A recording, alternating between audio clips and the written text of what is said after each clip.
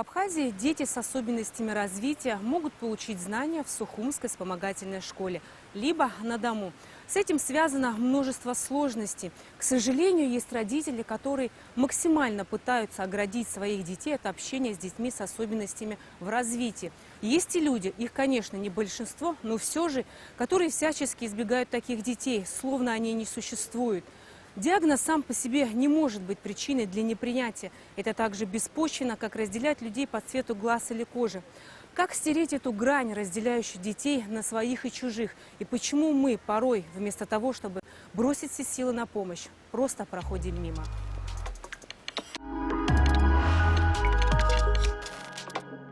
Таким детям нужна особая поддержка, особая помощь, особое общение. И ни в коем случае нельзя им показывать, что они другие. Сухумская вспомогательная школа – это единственное функционирующее в республике учебное заведение для детей с ограниченными возможностями здоровья. Школа работает с 1972 года. Сегодня здесь обучаются 146 детей. Коррекционная школа отличается от общеобразовательных массовых школ, во первую очередь, своей программой. Ну, понятное дело, контингентом и определенной программой. В массовых школах есть такие предметы, как иностранный язык, физика, химия. Этих предметов в вспомогательной школе нету. Ну, вот, например, в вспомогательной школе есть предмет социальная адаптация, то, чего нет в массовой школе. Очень серьезный и необходимый предмет для участия коррекционной школы, потому что, значит, изучая этот предмет, дети учатся социализироваться и социально адаптироваться в обществе, что и стоит основной задачей для воспитанников коррекционного учебного заведения. В Сухумской вспомогательной школе работают дефектологи, психологи, психиатры, детские врачи. Одним словом, она полностью обеспечена необходимыми кадрами и соответствует международным нормам вспомогательных школ. Обучение и питание в школе бесплатное, и все расходы оплачивает столичная администрация. Срок обучения 9 лет, но даже после окончания школы руководство не оставляет детей без внимания. Они помогают выпускникам устроиться на работу, а также стараются собственными силами материально поддерживать их. Все эти выпуски, которые достались в период моей работы, мы с этими детьми очень тесно сотрудничаем. Ну, может быть, не со всеми, но с большинством из них. Во-первых, мы помогаем их трудоустраивать, с учетом того, что дети все-таки особенные, и, конечно, сегодня на рынке труда востребованы профессионалы, а нашим детям это как бы трудно преодолеть этот момент, не хватает там дополнительного образования, все, но, тем не менее, мальчики в основном, мы их трудоустраиваем на бензоколонках, они помогают заливать бензин, моют машины на мойках, может быть, даже, да, вот девочкам сложнее. Есть предмет очень такой востребованный в школе, и вообще много часов отведено на него, это трудовое обучение. Девочки учатся кройке шитья, а мальчики столярному делу. И вот наш педагог Чхаидзе Тина Михайловна, который преподает трудовое обучение, она проходит по программе коррекционной школы с детьми кройку шитья, и вот те азы, которые уже потом девочки могут себя реализовать в доме мод, например, ну, там, или каких-то заведениях, где необходимо вот это швейное дело. Также наших девочки социальная адаптация предмет, девочек подготавливает к тому, что они могут работать нянями, где-то вот следить за, ну, вот в детских садах, ну, техничками. Вот, например, в нашей школе непосредственно есть 4 выпускника нашей школы, которые непосредственно работают в нашей школе. 25 декабря проходила программа новогодняя, и программа, организованная этой школой. Они каждый вечер организовывали концерты, спектакли. Вот эти люди, которые, большинство из них даже, они лишены памяти. Когда им объясняешь суть предмета, они через 2-3 часа забывают, о чем они говорили. Вот эти люди дают спектакли. Представьте себе, как над ними надо работать, чтобы это сделать. Мало кто об этом знает, вот за одеждой их не видно, что это такие дети. А на самом деле вот все эти программы осуществляла вот эта школа. Сколько радости они принесли всему городу. Каждому ребенку необходимо создавать благоприятные условия развития, учитывающие его индивидуальные образовательные потребности и способности. По утверждению психологов, нужно подходить к каждому ребенку не с позиции, чего он не может в силу своих особенностей, а с позиции, что он может, несмотря на имеющиеся нарушения. Вообще коррекционная работа, основная ее часть строится на первый основной, самый такой большой блок — это социализация, социальная адаптация детей в общество. И второй очень важный момент — это трудотерапия и привитие трудовых навыков элементарных, потому что для ребенка с ограниченными возможностями очень важно чувствовать свою значимость, то, что он может приносить пользу, он познает мир посредством вот каких-то трудовых навыков. И вот очень такой важный момент, чего, допустим, не хватает конкретно у нас в вспомогательной школе, это мы ограничены в пространстве очень сильно. У нас нет, допустим, земельного участка, где бы дети могли учиться выращивать какие-то овощи, цветы и так далее, ухаживать за ними. То есть для этих деток очень важно постоянно находиться в процессе труда. Бездействие для них очень пагубно сказывается и на их психологическом характере, и на приобретении дальнейших навыков тоже. То есть это постоянная отработка в процессе трудовой деятельности. У меня ребенок 13 лет, у него ДЦП. Он двигается с моей помощью. Так, мы ходим в вспомогательную школу. Спасибо, что мы туда ходим, потому что все другое это очень сложно. Ну, в любом случае, это самое большое общение. Самое главное, что они общаются. Конечно, хотелось бы гораздо больше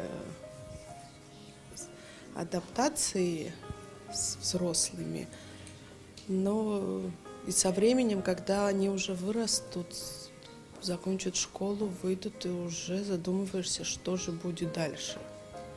Конечно, это мечта того, что он будет самостоятельный, но, естественно, этого, наверное, не в той степени, в которой мы хотим. Но надеемся, что это, что-то найти, какое-то место в этой жизни для них. По мнению специалистов, чем раньше ребенок с особенностями получит помощь, тем больше шансов, что он будет ходить в обычный детский сад, обучаться в обычной школе. В идеале коррекционная помощь должна начинаться практически сразу после рождения, и многое зависит от понимания и соучастия родителей.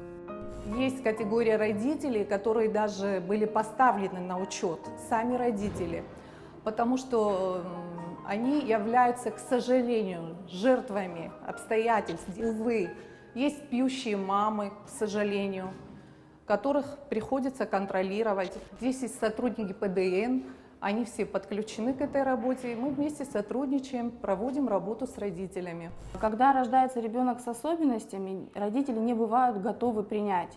Есть определенные стадии, которые проходят и мама, и отец.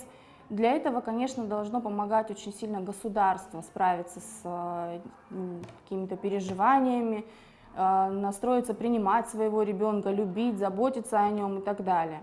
Этот процесс, честно говоря, у нас плохо налажен, я имею в виду в Абхазии. Нет раннего вмешательства, такое, как оно должно быть на должном уровне. Родителю приходится все эти трудности преодолевать самостоятельно. То есть в процессе они учатся помогать своему ребенку, взаимодействовать со своим ребенком так, как это нужно. А на это тратится очень много времени, и время бывает очень часто упущено. Бывают, конечно, сложные случаи, когда и родители не принимают своего ребенка, стараются всячески его скрывать до достаточно уже такого зрелого возраста, но это встречается в последнее время все реже. Ассоциация родителей детей-инвалидов работает с 2011 года. АРДИ занимается физической реабилитацией детей с нарушением опорно-двигательного аппарата, в частности, с ДЦП. У нас курсы массажа было, лечебной физкультуры, мы ипотерапией занимались, ездили в Приморске на источники, морские процедуры проводили.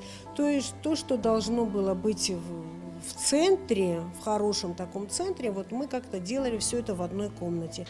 Ну хорошо, что у нас каждый год какие-то мероприятия, мы в году 2-3 раза встречаемся, большие мероприятия проводим. Помимо этого мы проводим со своими детьми дни рождения, то есть мы тесно общаемся, и наши дети выходят на улицу. Но, к сожалению, опять-таки не все родители это могут себе позволить.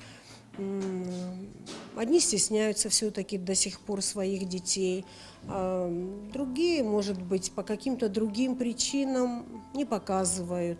Хотя вот мы все время работаем, мы все время говорим об этом, что стыдиться своего ребенка не надо. Назвать точное количество детей с ограниченными возможностями здоровья в Абхазии не берется ни один специалист. Даже та информация, которая есть в соответствующих структурах, далека от реальности.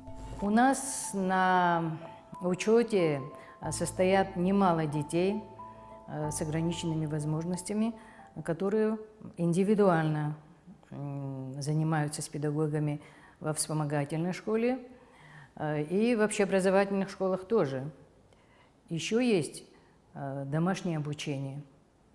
С такими детьми занимаются педагоги и вспомогательной школы, и педагоги общеобразовательных школ.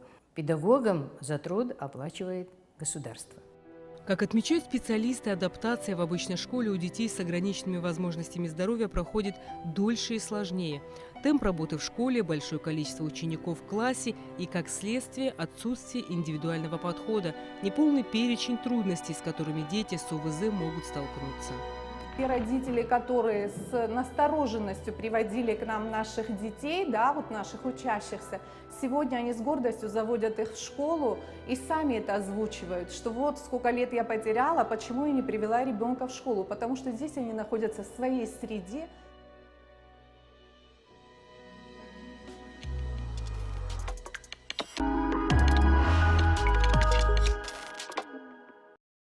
Это люди, которые могут приносить пользу своей стране. Это не просто люди, которым надо помогать, а это люди, которые могут свой вклад внести в развитие государства. На протяжении вот стольких лет отношение к нашим детям, мне кажется, не изменилось.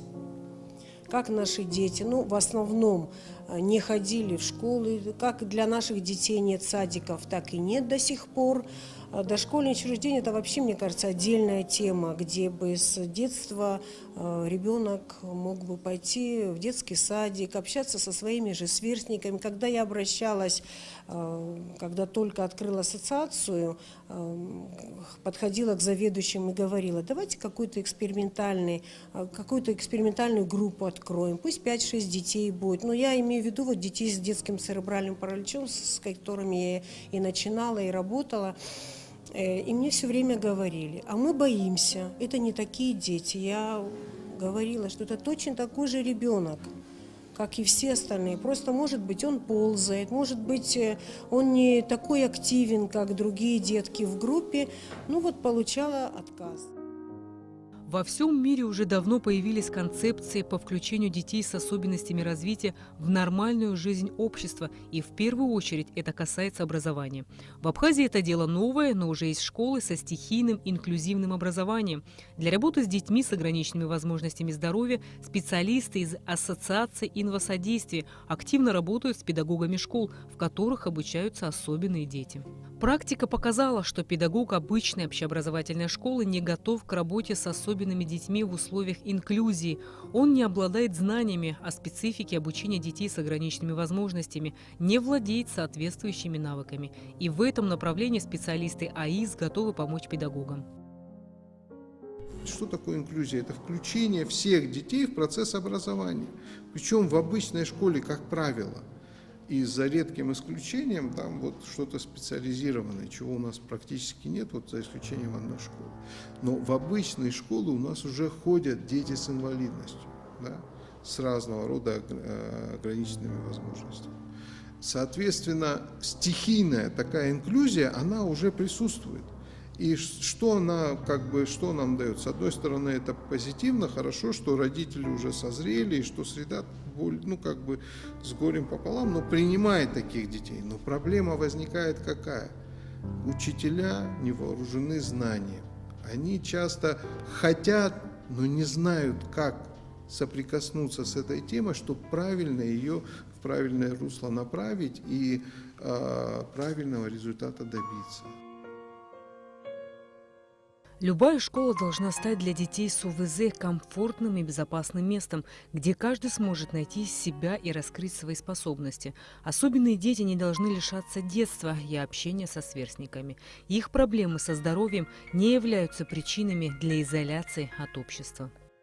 Призываю всех, чтобы не прятали своих детей, чтобы они были на виду. И сейчас, слава богу, вот есть реабилитационный центр.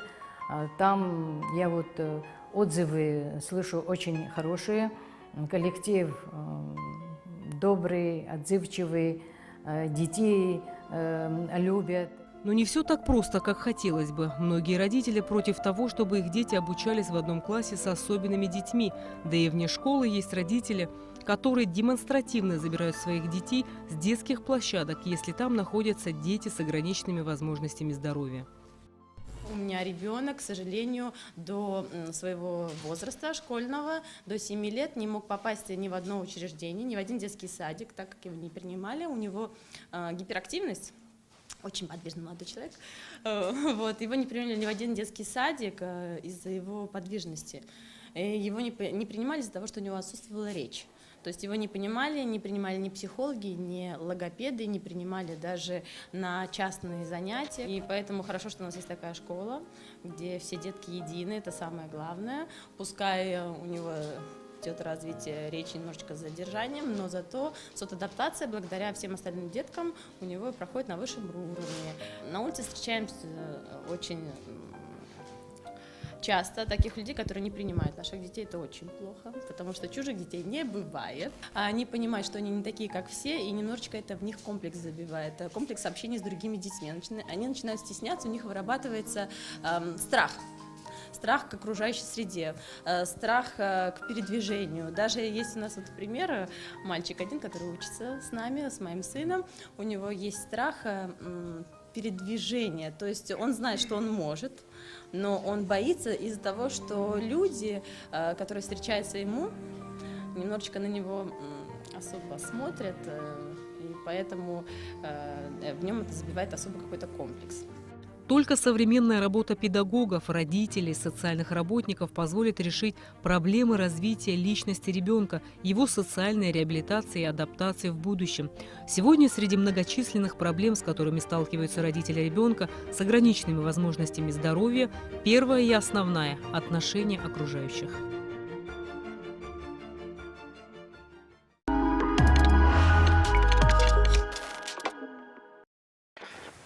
Что можно сказать обо всем услышанном? Бесконечно больно и бесконечно стыдно, что дети с ограниченными возможностями здоровья становятся заложниками не только своего недуга, но и безразличного, а порой и пугающе жестокого отношения взрослых. И поэтому решать проблему адаптации социально уязвимых людей нужно с самого себя и прямо сейчас. И пока люди с ограниченными возможностями не начнут чувствовать себя нужными, чувствовать заботу общества, никакие грани в виде пандусов и подъемников не уменьшат пропасть между здоровым и больным, с обычными возможностями и ограниченными. С вами была Рената Шакая.